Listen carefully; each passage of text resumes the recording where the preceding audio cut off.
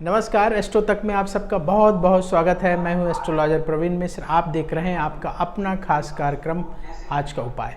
आज के उपाय में हम आपको बताएंगे कि धनतेरस के दिन आप क्या दान करें जिससे रोग दूर हों, बीमारियां दूर हों।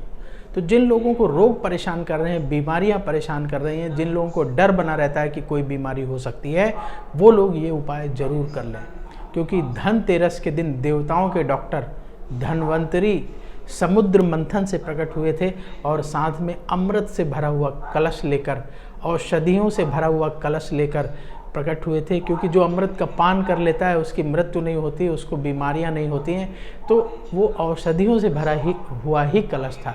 तो आप ऐसा क्या दान करें धनतेरस के दिन कि आपको भगवान धन्वंतरी की कृपा प्राप्त हो, क्योंकि वो देवताओं के डॉक्टर हैं। यदि उनका आशीर्वाद मिल जाए तो फिर रोग आपको परेशान नहीं करेंगे। रोग से आपको डरने की ज़रूरत नहीं है। बीमारी आपको परेशान नहीं करेगी, बीमारी की वजह से आपको कष्ट नहीं होगा यदि भगवान धन्वंतरी का आप पूजन कर लें धनतेरस के दिन। और जो हम आपको दान बताने वाले हैं वो दान कर लें।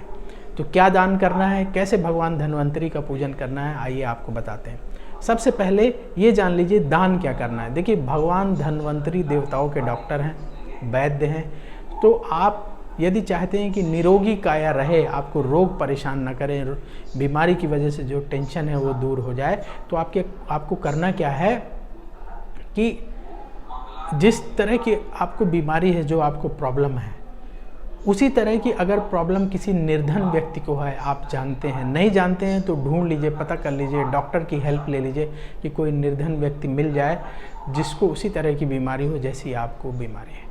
तो आप उसकी 1 महीने की सारी दवाई दिलवा दीजिए।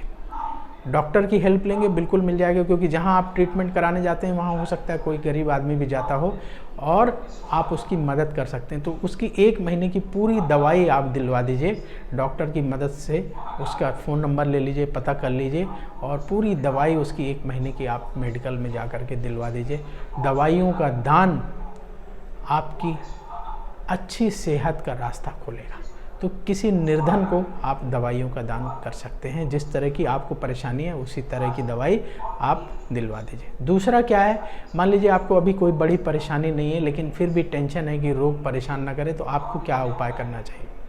तो देखिए, ऐसी दवाइयाँ जो हमारी डे टू डे लाइफ में यूज़ होती हैं, जर्नल मेडिसिन, आप उनका दान कर सकते हैं। जैसे मैं आपको बिल्कुल सरल तरीके से समझाता हूँ कि जैसे कोई बाम है, आप यदि कोई बाम का इस्तेमाल करते हैं, जैसे मान लीजिए कि आप पीड़ाहारी जो बाम होते हैं, तो पीड़ाहारी बाम यदि आप इस्तेमाल करते हैं तो आप उनका भी दान कर सकते हैं। उनका दान करने से भी आपको लाभ होगा, लेकिन क्वांटिटी थोड़ा ज़्यादा रखिएगा।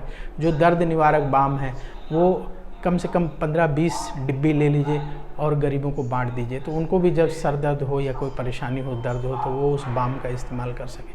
इस तरीके की दवाइयाँ।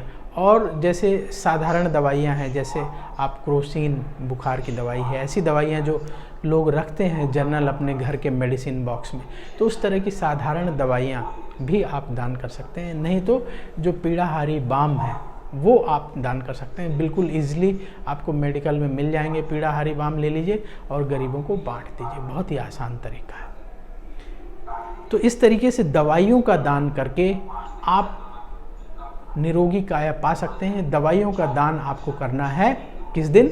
धनतेरस के दिन। और 13 नवंबर को धनतेरस है, याद रखिएगा। तो 13 नवंबर के दिन सुबह से लेकर के शाम के बीच में आपको दवाइयों का दान करना है।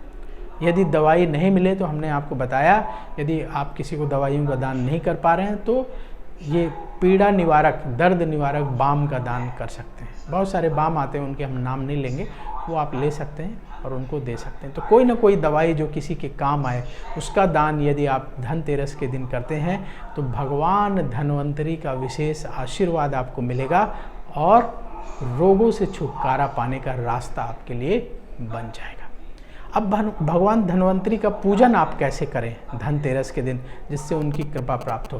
तो आप भगवान धन्वंतरी की छोटी सी मूर्ति ले आइए या आप भगवान धन्वंतरी का चित्र ले आइए और अपने घर में रखिए पूजा स्थान में।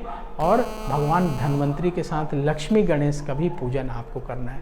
तो चित्र रख लीजिए, एक लाल रंग का कपड़ा बिछाइए, उसमें भगवान धन्वंतरी का चित्र स्थापित करिए और लक्ष्मी गणेश को स्थापित करिए और सबसे पहले गंगा जल से पवित्र करिए, फिर लाल रंग का तिलक लगाइए, फिर अक्षत अर्पित करिए, फिर पुष्प अर्पित करिए और फिर फल जैसे केला है, सेब है वो अर्पित करिए और मिष्ठान जो आप मिठाई लेके आए हैं वो अर्पित करिए, या घर में खीर बना सकते हैं वो अर्पित करिए और भगवान धन्वंतरी से निवेदन करिए कि हे देवताओं के डॉक्टर भगवान धन्वंतरी, हमारे जीवन की परेशानियों को दूर करें, हमें निरोगी काया प्रदान करें, हमें रोगों से छुटकारा दिलाएं।